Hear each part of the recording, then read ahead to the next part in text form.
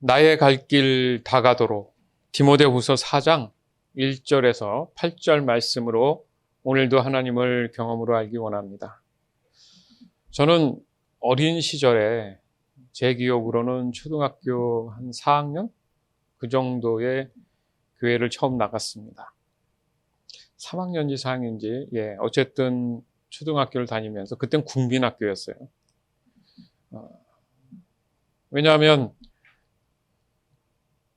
그 당시만 해도 그렇게 색다른 음식을 접하는 경우가 없었기 때문에 교회를 가면 제일 좋아하는 초코파이라든지 이런 것들을 굉장히 많이 나눠줬어요.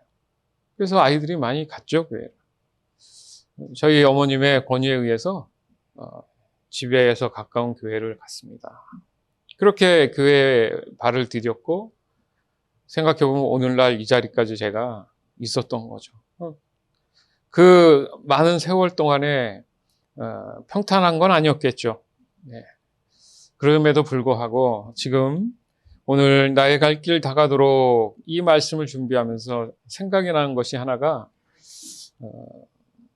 중학교 때, 고등학교 때 그 당시에만 해도 좋은 환경이 있는 자연이 있는 곳에 가서 수련회를 하는 게 유행이었어요. 그래서 가면 늘 항상 빠지지 않고 했던 것이 내가 관 안에 들어가서 뚜껑을 닫고 한 3분? 4분? 길게는 5분까지 들어가 보고 나와서 진정한 죽음에 대한 의미를 생각하고 과연 나는 예수님 앞에 섰을 때 구원의 확신을 가지고 쓸 수 있을까? 뭐 이런 거를 했어요. 네. 그때는 그게 신기하기도 했고 이런 게 있구나 했는데 그걸 몇 번 하다 보니까 그리고 교회에 다니면서 나이가 들다 보니까 참 깊은 의미가 있구나. 어린 나이인데도 그런 경험을 시키는 게 이상한 것이 아니라 이미 그 믿음에 대한 부분을 그 어린 나이지만 분명히 하고 삶을 살아가는 것과 그걸 잘 모르고 살다가 나이 들어서 아는 것과는 큰 차이가 있구나. 이런 생각이 들었습니다. 그런 겁니다. 바로 그리스도인에게 있어서 믿음의 확신은 매우 중요한 의미를 가지고 있구나. 이 믿음의 확신이라는 게 그리스도인에게 있어서는 굉장히 중요한 의미를 가지고 있구나. 왜요? 늘 이 죽음과 맞닥뜨렸을 때의 그 예를 많이 든단 말이죠. 그렇죠? 여러분도. 기분 나쁜 얘기가 아니라 우리가 살면서 나이와 상관없이 가는 게 이 땅의 삶이잖아요. 그죠? 그러다 보니까 제가 기억나는 게 그때도 유서라는 걸 쓴 것 같아요. 과연 나는 무엇을 썼을까? 지금은 기억이 잘 안 나요. 그럼에도 불구하고 그걸 써내려갔던 내 자신을 지금 돌아보면 그 구원에 대한 확신 때문에 그런 프로그램을 하지 않았나. 참 의미가 있죠. 여러분 인생에 있어서 한번 유서를 써봤습니까? 유서는 꼭 쓰기 전에 쓰는 게 아니라 정말 진지하게 나를 돌아보는 그런 모습이죠. 왜? 언제 내가 죽을지 모르는데. 그랬을 때 그냥 막연한 이 땅에 남은 것에 대한 유서가 아니라 내가 그리스도인으로서의 그 믿음의 확신이 담겨져 있는 그런 내용의 편지를 과연 남길 수 있을까? 그것이 우리 삶의 변화를 주는 충분한 이유가 있다는 거죠. 바로 그 의미가 곧 구원에 대한 확신이기 때문에 그런 거죠. 그죠? 그냥 죽는 것이 아니라 다시 영생함을 얻기 위함이라면 사람이 구원을 받아야 할 이유는 굉장히 심플하고 간단해요. 사실은. 사람을 만드신 하나님의 전적인 뜻입니다. 복잡하지 않아요. 아주 간단해요. 구원을 받아야 하는 이유는, 의미는 하나님 뜻이에요, 그냥. 하나님 뜻인 거예요. 자, 이 하나님 뜻이라는 의미가 얼마나 중요한 것인지를 깨닫는 작업이 바로 믿음의 확신이라는 거죠. 결국 사람이 살아가는 이유가 무의미하다라고 한다면 그 이유가 의미 있게 되었다라는 얘기로 바뀐다는 거죠. 구원을 받아야 되는 그것이 명확한 무슨 의미냐 했을 때 하나님 뜻입니다라는 것을 내가 명확히 깨닫고 그것이 믿음의 확신이 됐을 때 그 사람에게는 그게 이유와 의미를 찾게 된다는 거죠. 그럼 그 의미가 있게 된 것이 그렇게 중요한 걸까요? 사람들은 의미 굉장히 중요해요. 여기. 맞죠? 의미를 부여하잖아요, 뭐든지. 우리가 눈앞에 보이는 이런 화려한 거, 이런 것도 의미로 부여돼서 만들어서 나오고 사람들은 그것을 가지고 만족하잖아요. 그래서 의미를 거기에다가 불어넣은 다음에 내 스스로 내 마음에 만족감을 느낀다는 얘기죠. 그죠? 맞죠? 그렇단 말이에요. 그러니까 이것에 대해서 성경은 굉장히 반복적으로 강조하는 그런 부분이 있어요. 즉, 사람이 어떤 의미를 가지고 살 것인가에 대한 것이 아니라 하나님의 말씀 그 자체가 의미를 가지고 있다는 것을 강조하십니다. 너희들 왜 살아? 글쎄요. 하루하루 그렇게 사는 거죠. 아니야. 내가 알려줄게.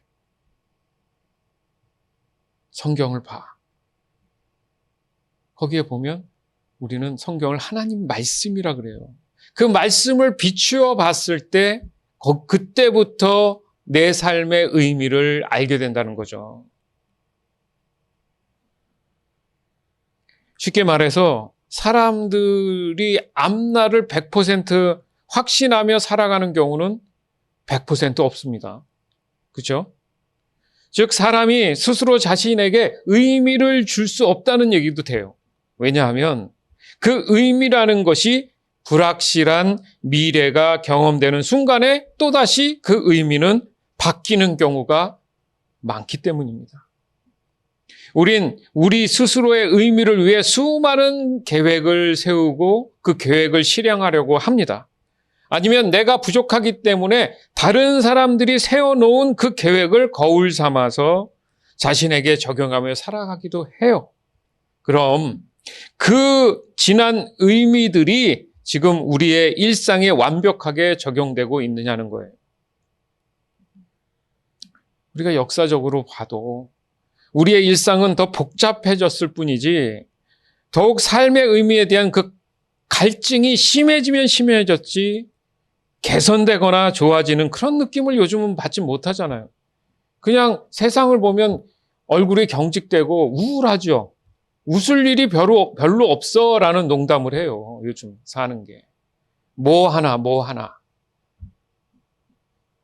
과거의 경험에 의해서 정말 뭔가 개선되고 확립되고 더 나아져야 되는데 이 세상은 그렇지 않다라는 걸 저만 느끼는 게 아니란 말이죠.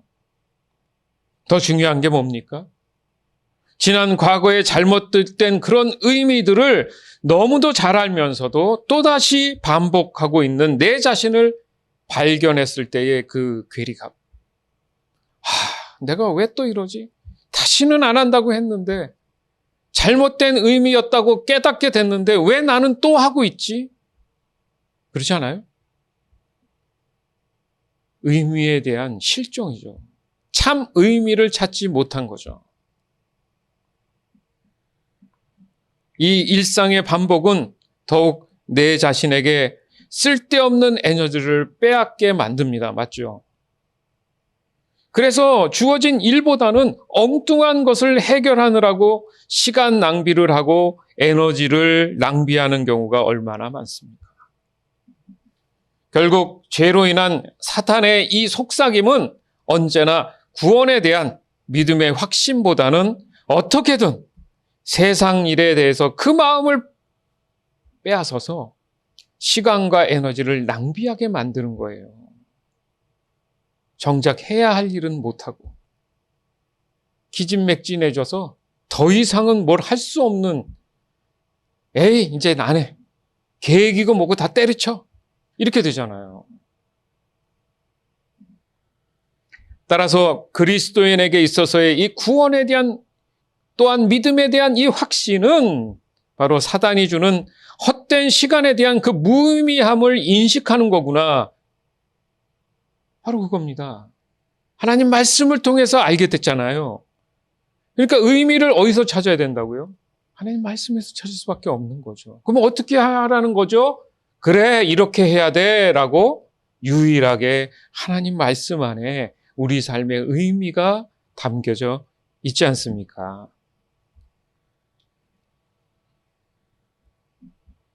오늘 본문의 사도 바울을 보면 그래요. 바로 이 구원에 대한 믿음의 확신이 너무나 명확하게 자신 스스로를 표현합니다. 난 대단하다고 봐요.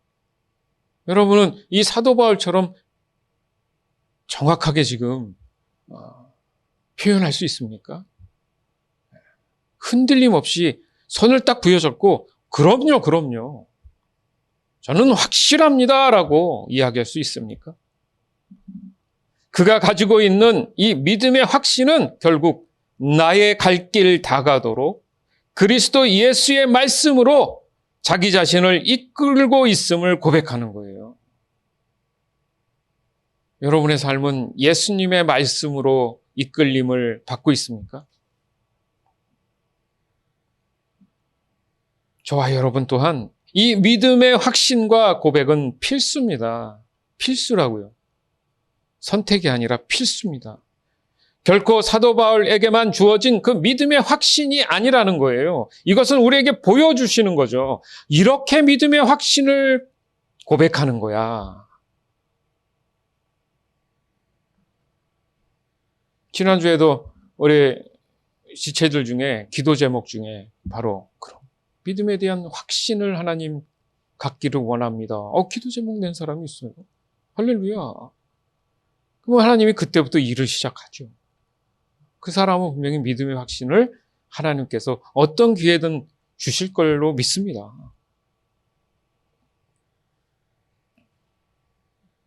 지금 우리가 살아가는 우리의 모습 속에, 우리의 신앙 속에 나의 갈 길 다가도록 나를 인도하고 계신 그 그리스도에 대한 그 믿음의 확신, 그 확신을 가지고 살아가고 있음을 과연 고백할 수 있을까?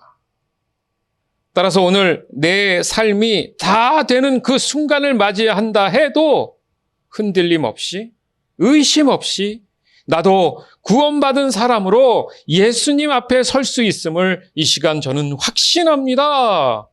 해야 돼요. 아직은 아닌 것 같은데 위험합니다. 아직은 아닌 것 같은데요? 하고 심장이 멈추면 어떡할 겁니까? 여러분이 알아요? 언제 나의 갈 길 다가도록 그 시점인지? 저도 모르고 아무도 모르고 예수님도 모른다 하셨어요. 언제 죽을지 모르지만 그날이 오면이라는 말은 억지입니다. 지금 오늘 이 순간이 나에게는 하나님 앞에 영적인 고백이 일어나는, 세상으로 봤을 땐 유언이 있는 명확한 확신을 내 입술로 고백하는 그 순간이 돼야 된다는 얘기예요. 내 스스로 내 죽음을 늘렸다 줄였다 할 수 없다는 얘기죠.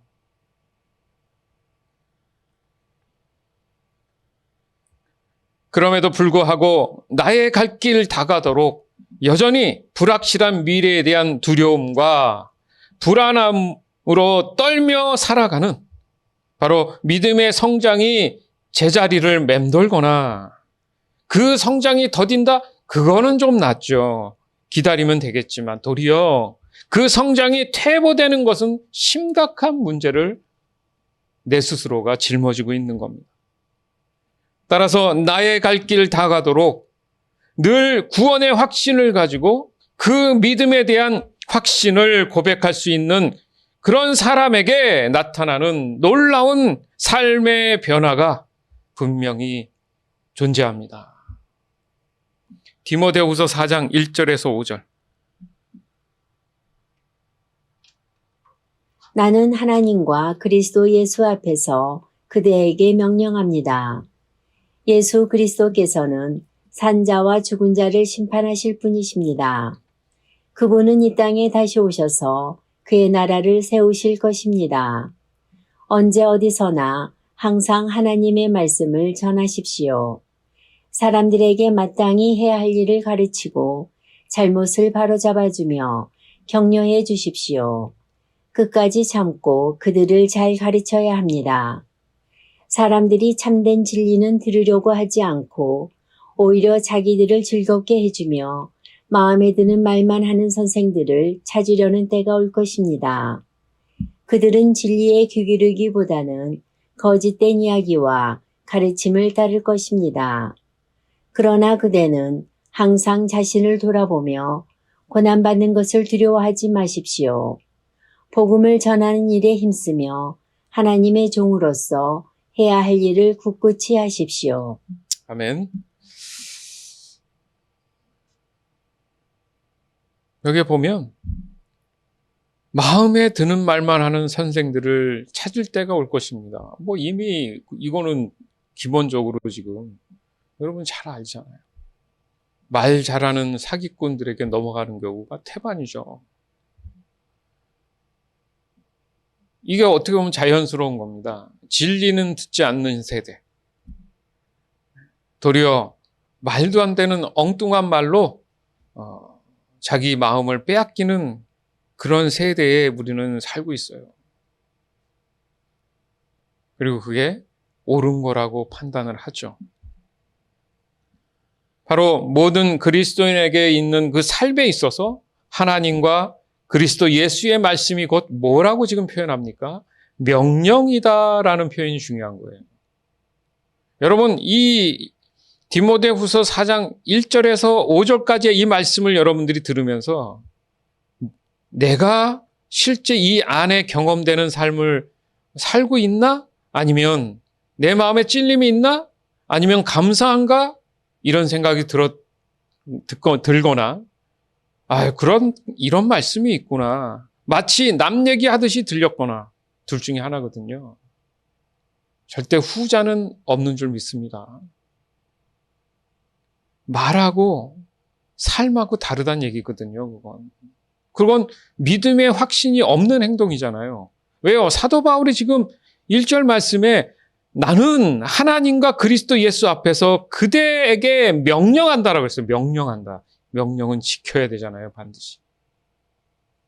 하나님 말씀이 우리 삶의 의미라고 했을 때 그 의미를 찾기 위해서는 그 말씀에 우리가 순종한다는 의미가 명령에 복종한다는 의미라는 뜻이라면 여러분 삶은 어떻습니까?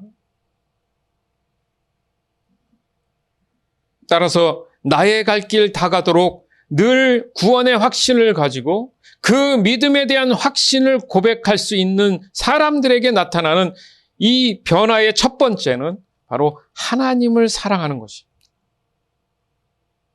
하나님을 사랑하기 때문에 이 말씀을, 그 명령을 무조건 따르고 순종할 수밖에 없다는 거죠. 사랑하니까. 반대로 얘기하면요. 아직 그 사랑을 잘 모르거나 사랑하지 않기 때문에 명령에 대한 긴장감이 없는 거예요. 꼭 지켜야 된다는 능동적인 자율적인 마음이 아직 생겨나지 않았다는 얘기잖아요. 즉 반드시 지켜내야 하는 그 의미라는 거죠. 결국 이것은 권변도 아니고 선택권을 주는 문제가 아니라는 거예요. 바로 이 의미가 하나님 말씀으로 근거한 나의 삶의 정의입니다. 정의. 지켜야 되는. 그래서 나중에 나오지만 사도 바울이 뭐라 그래요? 의의 면류관이 예비됐다. 의가 뭡니까? 지켰다. 명령을 지켰기 때문에 주는 훈장이란 뜻이잖아요. 훈장. 그냥 막연하게 구원받으면 준다는 게 아니라 의의 면류관이잖아요. 의의. 하나님 기준 안에서 내가 살았던 것을 확신한다. 자기 자신 자기가 보면 아니까.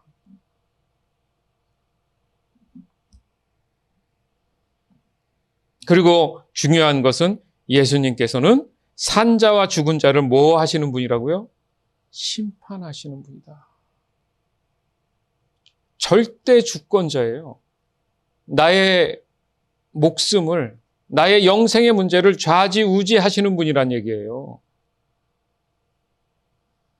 결국 그리스도인에게 있어서의 나의 갈 길 다가도록의 이 의미는 바로 예수님의 심판의 그 날에 나를 맞이하여 그 순간 내가 예수님 앞에 섰을 때 어떤 결과를 가져올 것인지에 대한 그런 말씀이라는 거죠. 맞죠? 나의 갈 길 다가도록. 그냥 종교 생활 하듯이 교회에 한번 나오고 잠깐 나누고 그런 문제가 아니라는 거예요. 그렇게 어설프게 대충 할 거면 모든 사람이 구원을 받지 뭘 고난이 있고 어려움이 있겠습니까?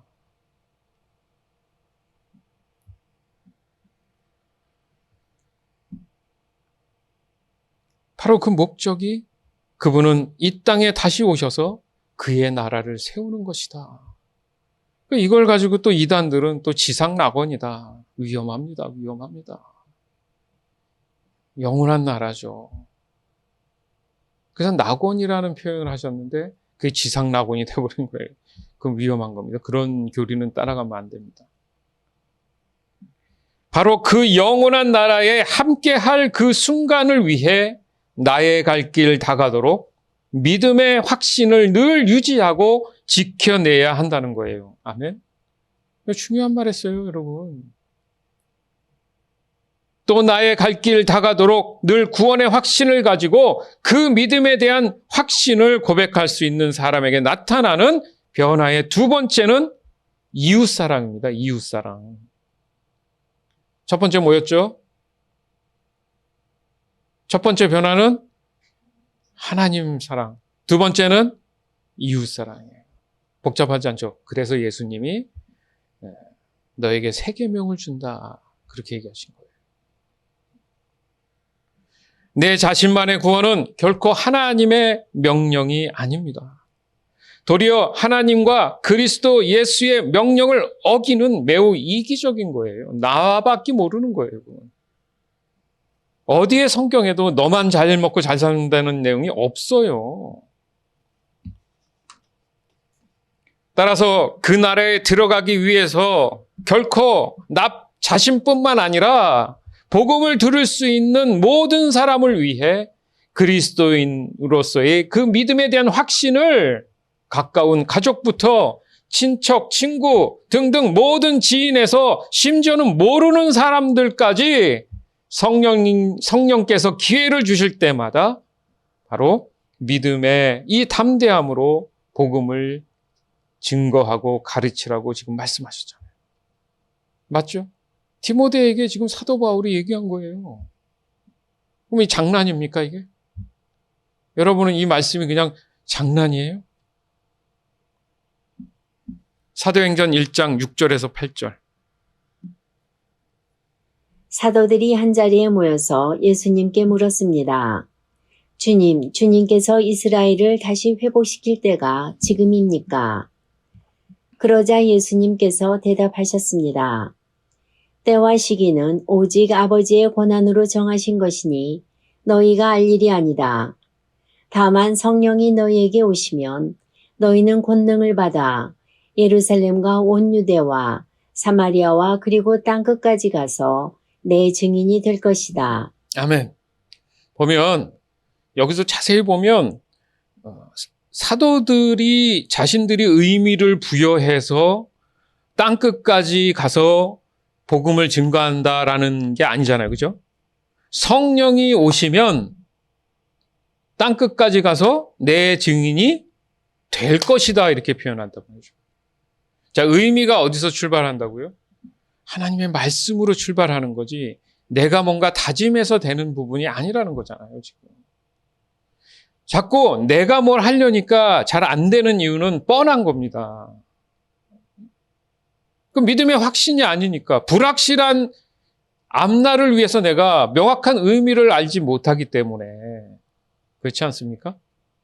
그러면 바꿔서 얘기해 봅시다. 왜 내 삶의 신앙이나 어떤 그런 부분에서 자꾸 이렇게 삐뚤빼뚤 흔들흔들 할까? 그 자체가 문제있기보다는 때로는 내 마음 안에 들쑥날쑥하는 내 자신도 삐쭉 나왔다가 또 하나님의 말씀도 삐쭉 나왔다가 이런 부분인 거예요. 그러나 중요한 것은 선한 싸움을 싸운다는 이 사도 바울의 고백이 정말 맞는 말이 점점 삐뚤빼뚤 하다가 나중에 어떻게 된다는 거예요. 하나님 말씀에 근거한 삶으로 내가 길들여져서 그렇게 살아갈 수 있다는 얘기가 되잖아요. 아멘?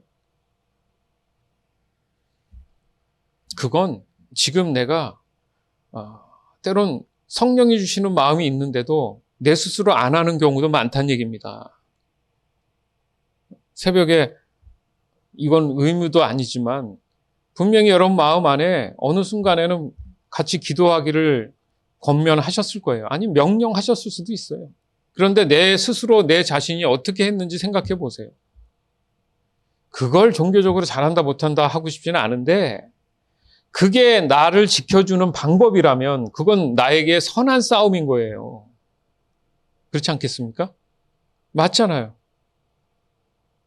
누누이 말씀드리지만 저희 교회 이 공간에 게시물도 붙이는 게 누가 본다고 저렇게 굳이 붙이느냐? 제가 누누이 말씀드리지만 그게 아니라 그거 하나하나 함으로 인해서 나의 하나님을 향한 그 마음과 신실함을 지켜낼 수 있다라는 의미가 큰 거예요, 저는. 그렇게 생각 안 합니까? 적고 다른 데보다 좀 부족하다고 해서 이거 안 하고 저거 안 하고 하면 교회가 어떻게 되겠습니까? 의미라는 그런 개념에서 보면 우리가 하나님의 말씀 안에서 보면 숫자를 갖고 얘기하지 아니하고 그렇죠? 그들의 마음을 보신다고 하셨어요. 하나님을 사랑하기 때문에 하나님이 원하시는 걸 자연스럽게 하는 거잖아요. 그게 이상한 게 아니라는 거죠. 도리어 그렇지 않은 걸 하는 게 이상한 거죠. 나는 분명히 하나님을 사랑한다고 고백합니다. 매주 광고합니다. 여러분 그 광고한 지가 지금 몇 년인 줄 아세요? 나는 과연 하나님 앞에 전심으로 기도함으로 나아가기를 정말 원하는가? 아니 내 안에 계신 하나님은 원하시고 성령이 그 마음에 감동을 주셨지만 아직도 내 의지가 커서 여전히 나를 더 의로운 사람으로 생각하며 살아가는 것인가? 이런 것이 정리가 돼야 믿음의 확신이 올 수 있는 거라는 거예요. 믿음의 확신. 중요한 얘기했습니다, 오늘. 나의 갈 길 다 가도록 내가 믿음의 확신을 가지고 예수님 오셔도 저는 아무 문제 없습니다. 저는 내 마음의 믿음 안에 나를 위해 준비하신 의의 면류관이 준비되어 있음을 확신합니다. 어떻게 해요? 내 스스로의 확신이 아니라 성령께서 준비됐다고 감동을 주신다는 거잖아요. 그래서 세월을 아껴라. 세월을 아끼라는 건 언제 내 생명이 끝날지 모른다는 의미지. 하나님의 사랑과 은혜가 없었다면 사람의 구원은 존재하지 않았습니다. 더 생각할 수 있는 게 그런 거예요. 아마도 선악을 알게 하는 그 나무의 실과 또한 따먹을 일이 없었다는 거죠. 안 그래요? 그렇잖아요. 그냥 쉽게 얘기하면 어항 안에 물고기 키우듯이 하나님이 사람 만들었으면 생각이나 했겠어요? 내가 저걸 따먹으면 되고 안 되고 갈등을 했겠냐고. 하나님의 형상대로 만든 이 사람은 하나님의 사랑과 은혜가 담겨져 있는 존재라는 거죠. 그렇기 때문에 너무 소중한 거예요. 그래서 구원을 받아야 되는 거예요. 그래서 하나님 뜻이라고 한 거예요. 내가 나의 스스로 구원을 이루어내지 못하기 때문에 하나님이 하셔야 하기 때문에 의미를 어디서 찾아야 된다고요? 하나님 말씀에서 찾을 수밖에 없다라는 얘기죠. 하나님과 그리스도 예수의 명령이 곧 사랑이 전제된 것이기 때문에 결국 그리스도인이 고백하는 나의 갈 길 다가도록은 바로 구원의 기회를 주신 하나님과 그리스도 예수를 사랑하는 것과 더 나아가서는 바로 이웃을 사랑하는 것임을 깨닫게 돼야 된다는 겁니다. 하나님의 사랑은 결코 이기적이지 않아요. 너무 우리가 많이 듣고 익숙해져 있는 게 독생자를 보내주셨다는 게 우리는 너무 무뎌져 있어요. 이거 보통 일 아닙니다. 하나님이세요. 하나님 자신이 사랑과 동등한 입장으로 내려와서 죄에 대한 것들을 같은 입장에서 해결하시고자 한 그 기준이 낮춰졌다는 것 자체가 이게 하나님 사랑 아니면 어떻게 가능해요? 네? 사람 살려서 뭐 하겠습니까, 하나님이.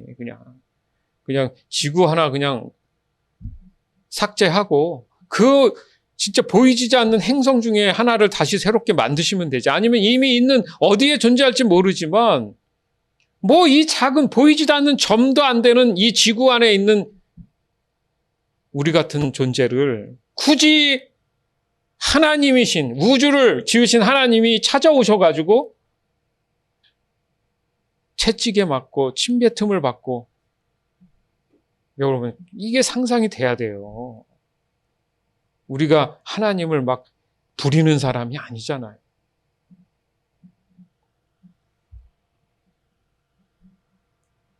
적어도 저와 여러분이 사도 바울 그 당사자는 아니다 할지라도 그가 보여준 나의 갈 길 다가도록 어떤 믿음의 확신으로 살아가야 하는지는 분명하게 오늘 말씀을 통해 보여주고 있잖아요. 이게 삶의 의미라고 지금 설명하고 있잖아요. 디모데에게, 제자인 디모데에게 알려준 거예요. 사도 바울 자신이 경험했습니다. 실컷 해봤는데 디모데야 아닌 것 같아. 이러면 골치 아프죠. 감옥 안에서 이제 마지막을 기다리면서 사도 바울이 쓴 거예요. 이제 내 마음에 하나님 부르시는 것 같아. 돌아보니까 선한 싸움. 이 말 자체가 그거예요. 하나님의 기준 안에서 산다는 것에 대해서 세상과 싸웠다는 얘기죠. 다 맞췄어. 스스로 생각해도 내 스스로 자랑스러운 거예요. 너무 잘했다. 바울아. 잘했다 정이야. 잘했다 지영아. 그래. 감옥에서 잘 살면 아주 비싼 아파트도 들어가고 이렇게 좀 뭔가 이루어 놓고 그게 아니라 감옥에서 무슨 감옥에서 선한 싸움을 다 잘 싸웠다고 얘기합니까? 이 차원이 다른 거예요, 지금 우리가. 우린 뭐예요? 뭘 해도 더 갖는 것, 여유 있는 것, 맨날 그것만 찾잖아요. 사도 바울은 가진 것도 없고 죽게 생겼습니다. 아니요, 이제 얼마 후에 목이 잘려 순교하죠. 그런데 선한 싸움을 난 다 싸웠다. 이렇게 표현하잖아요. 말이 돼요? 세상적으로는 말이 안 되죠. 그가 가졌던 믿음의 확신. 궁금해해야 돼요, 여러분. 도대체 사도 바울은 누구였길래 감옥 안에서 당장 이제 죽을 날 받은 사람인데 어떻게 저렇게 선한 싸움을 다 싸웠고 나는 이제 의의 멸관을 받을 그런 사람이고 믿음을 끝까지 지켰다고 표현했을까? 그리스도인이 가지는 이 진정한 삶의 의미는 바로 하나님의 사랑을 받을 만큼 그 사랑을 다른 사람에게 똑같은 마음으로 그 하나님의 사랑을 보여주는 것이 바로 나의 갈 길 다가도록 살아가는 그런 내 모습의 우선순위로 잡고 살아가야 되는구나. 이거 하고 저거 하고 해서 사람이 필요한 게 아니라 이거 저거 없어도 하나님이 이렇게 나를 사랑해 주셨으므로 내게 붙여준 사람들을 더 예수님의 사랑, 하나님의 사랑으로 대해야겠구나. 그게 사도 바울이 가졌던 선한 싸움의 결과인 거예요.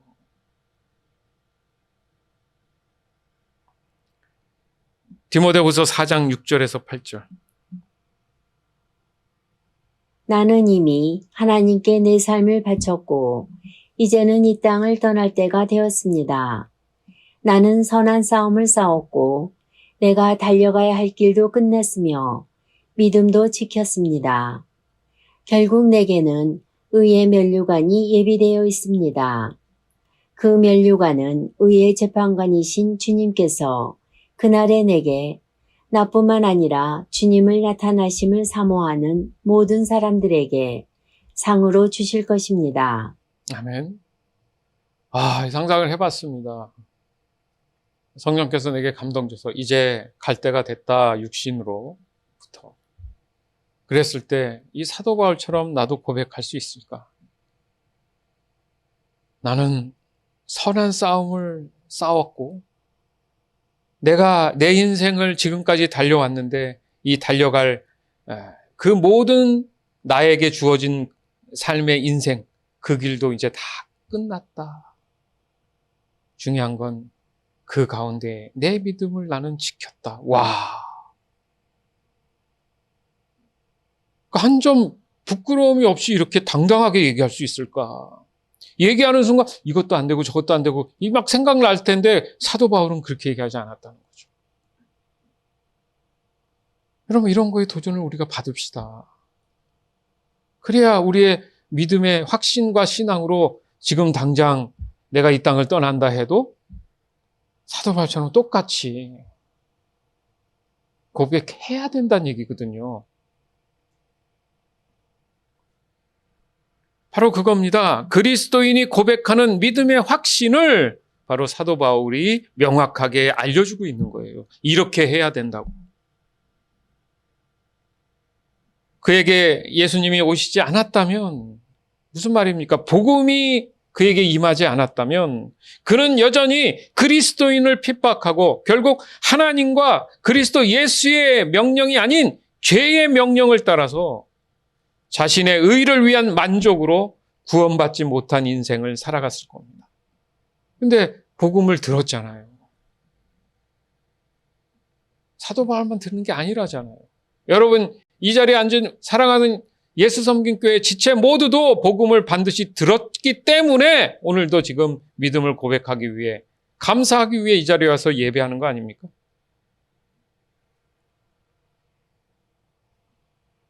사도 바울은 자신의 삶을 하나님께 드리는 것이 바로 죄로부터 구원함을 받은 것의 시작임을 알려주고 있는 거예요. 그 기점이. 내 마음대로 내 뜻대로 살던 그 죄된 삶이 복음이 임하고 예수님이 내 안에 계시니까 그 시점 이후로 변화가 일어난 거죠. 그래서 그는 믿음의 확신을 다시 한번 고백하지 않습니까? 나는 선한 싸움을 싸우고 내가 달려가야 할 그 길도 끝났으며 믿음도 지켰습니다. 이 세 가지, 여러분 명심하세요. 이 세 가지 마치 나의 감사의 유언이 될 수 있도록, 뭔가 누구에게 뭘 주고 이런 유언이 아니라 먼 훗날 우리 후손들에게 정정희 목사는 사도 바울처럼 선한 싸움을 싸웠고 주어진 그 인생의 삶에 그 달려가야 할 그 길을 다 끝냈으며 믿음도 지킨 나의 사랑하는 할아버지, 나의 사랑하는 조상, 그렇게 기억돼야 된다는 얘기예요. 여러분,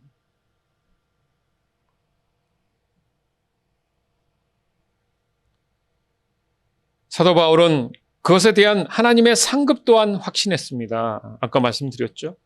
결국 내게는 의의 면류관이 예비되었다. 이것이 저와 여러분도 지금 이 순간에 믿음의 확신을 가지고 고백할 수 있어야 된다는 얘기예요. 진심입니다, 여러분. 저들 포함해서 이거 오늘 집에 가시든가 좀 이번 주 묵상하면서 적어보세요.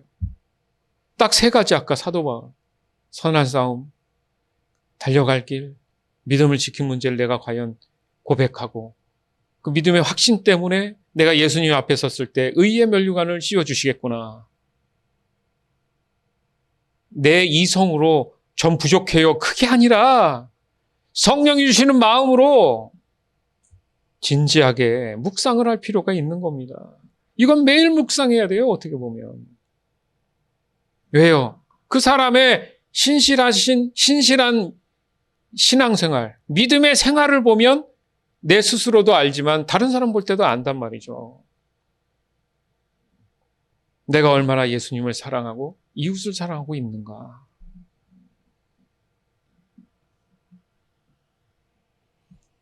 왜냐하면 사도 바울은 자신에 대한 믿음만을 고백한 게 아니라는 거죠. 그 면류관은 의의 재판관이신 주님께서 그날에 내게 나뿐만 아니라 저와 여러분, 예수 성령교회 또 모든 신실한 하나님의 자녀들, 그걸 어떻게 표현했어요? 주님의 나타내심을 사모하는 모든 사람들에게요. 예수님을 사랑하십니까? 예? 사랑한다고 하면서 나는 다른 사람을 사랑하고 있습니까? 모순이죠. 거짓말이죠. 거짓말하고 있는 거예요, 나는.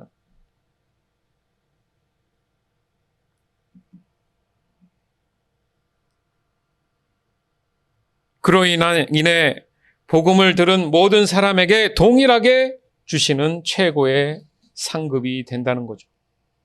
따라서 나의 갈 길 다가도록 내 자신만 사랑하지 말고 또 하나님만 사랑하지 말고 지금 나와 함께하는 사람들 한 사람 한 사람을 떠올리면서 그들로 하여금 내가 만난 예수님의 그 사랑을 반드시 함께 공유해 가면서 그 사람들을 사랑하는 그런 나의 모습이 곧 나의 갈 길 다가도록 기쁨으로 이제 마무리할 수 있다라고 얘기할 수 있다라고 생각합니다. 사랑하는 여러분, 지금 나와 함께하고 있는 사람들은 자기 자신에게 어떤 존재이고 의미입니까? 내 자신이 그리스도인이든 아니든 상관없이 사람들에게는 소중한 사람들이 존재합니다. 그죠? 그 사람들이 진심으로 잘 되길 바란다면 세상의 것으로 채워주는 것만으로 진정한 사랑이 아니라는 걸 깨달아야 돼요. 즉, 사랑한다는 것은 그 사람의 목숨까지도 함께하는 것을 의미하는 거예요. 예수님처럼. 사랑과 좋아하는 건 완전히 다르다고 제가 말씀드렸죠. 그러나 이보다도 더 큰 사랑이 있습니다. 그것은 하나님을 사랑하게 되었다는 거죠. 그 결과가 어떻습니까? 다른 사람도 하나님의 사랑으로 대하게 된 자기 자신의 변화를 본다는 거예요. 안 그러면 여전히 자기 자신을 자기만 사랑하고 자기 하나님, 자기 예수님인 거예요. 자기 성령님인 거예요. 결국 그리스도인으로 산다는 것은 나의 갈 길 다가도록, 즉 나의 갈 길이 다 되는 그 순간까지 하나님과 그리스도 예수를 사랑하며 나에게 주어진 사람들을 하나님의 사랑으로 사랑하며 사랑하는 것이구나. 아멘. 따라서 내가 복음을 듣고 구원함을 받은 것이라면 내 모든 삶은 나의 갈 길 다가도록 예수님께 바치게 된 삶이며 곧 하나님과 그리스도 예수의 명령에 그 말씀에 순종하는 삶을 살아가게 된 것이고 그 명령이 곧 다른 사람에게 복음을 전하는 것 또한 포함되어 있는 것임을 우리가 믿음으로 고백할 수 있어야 됩니다. 따라서 그 믿음을 예수님이 오시는 그날까지 어떤 고난과 핍박과 어려움 속에서도 선한 싸움을 잘 싸우고 이겨내고 반드시 그 믿음을 지켜내서 하나님께서 예비하신 의의 면류관을 받게 되는 저와 여러분이 되기를 이 시간 주 예수 그리스도 이름으로 간절히 축원합니다. 아멘.